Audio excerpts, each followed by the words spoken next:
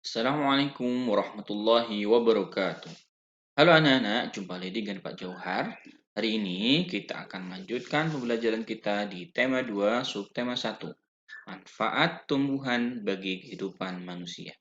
Bagaimana kabar kalian hari ini? Mudah-mudahan sehat selalu.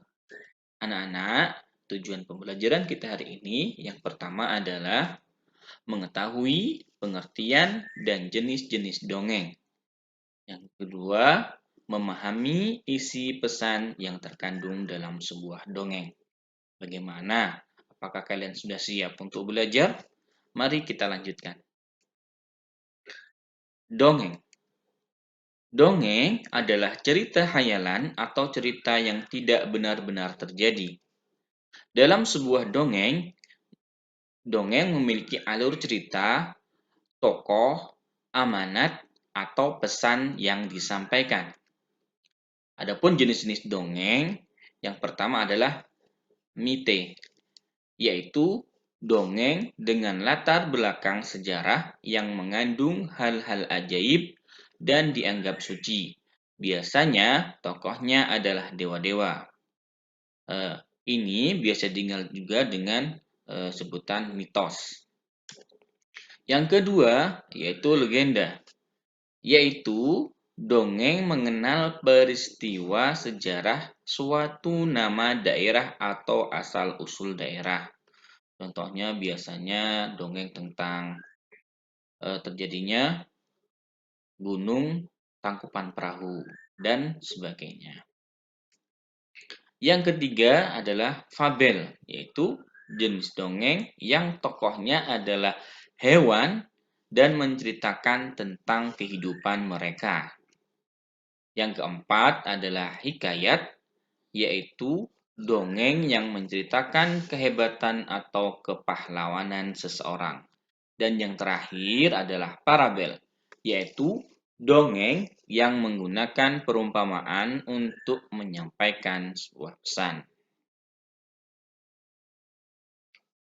Adapun contoh dongeng yang terkenal di Indonesia, salah satunya adalah Lutung Kasarung, Bawang Merah dan Bawang Putih, Malin Kundang, dan juga ada Bunga Melati yang Baik Hati. Pada kesempatan kali ini kita akan melihat salah satu contoh yang ada di sini, yaitu tentang dongeng Bunga Melati yang Baik Hati. Bunga Melati yang Baik Hati. Anak-anak dahulu kala di Taman Bunga Kerajaan tumbuh berbagai macam tanaman bunga yang bunganya sangat indah. Para putri senang sekali memandang dan menciumi bunga melati. Hal ini menimbulkan kecemburuan dari bunga-bunga yang lain. Putri pertama berkata, "Wah, indah sekali bunga-bunga di taman istana ini." Kemudian putri kedua menjawab, "Hei, lihat bunga melati itu. Warnanya putih bersih dan harumnya semerbak memenuhi taman ini." Kemudian putri pertama pun menimpali lagi, aroma melati memang harum. Aku sangat menyukainya." Mendengar hal itu, para bunga kemudian saling berbicara. Yang pertama adalah bunga sedap malam. Dia berkata, "Aku tak habis pikir, mengapa para putri suka sekali dengan dirimu?"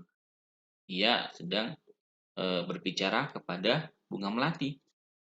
Kemudian bunga anggrek ikut menimpalinya dan berkata, "Iya, padahal dirimu berbunga kecil, berdaun besar, dan berbatang keras," sautnya.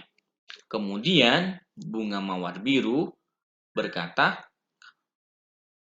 "Walaupun engkau harum, namun mudah layu jika dijadikan pajangan di vas bunga, karena pasti akan terlihat jelek sekali jika sudah layu dipajang di sana."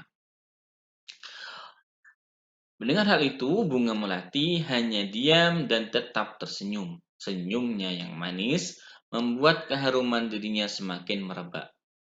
Kedatangan para kumbang yang bertambah banyak membuat semua bunga di taman bunga kerajaan menjadi senang.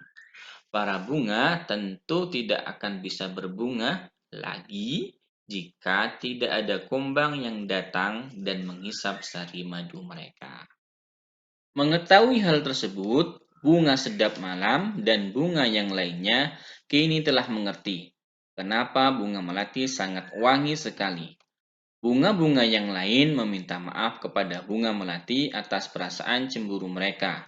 Kini mereka mengakui bahwa keberadaan bunga melati itu justru harus disyukuri. Bunga melati memaafkan teman-temannya dan berteman tanpa ada prasangka buruk. Pesan yang terkandung dalam dongeng di atas adalah kita tidak boleh mengejek dan berprasangka buruk kepada siapa saja yang ada di sekitar kita.